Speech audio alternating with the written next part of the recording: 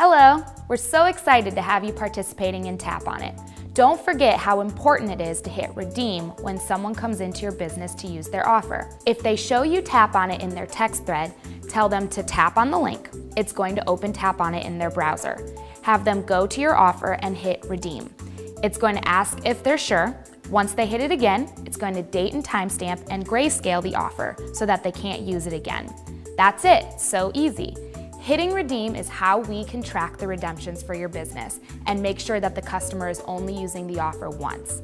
If someone shows you a screenshot of the offer, have them opt in to TapOnIt so they can get sent the live version.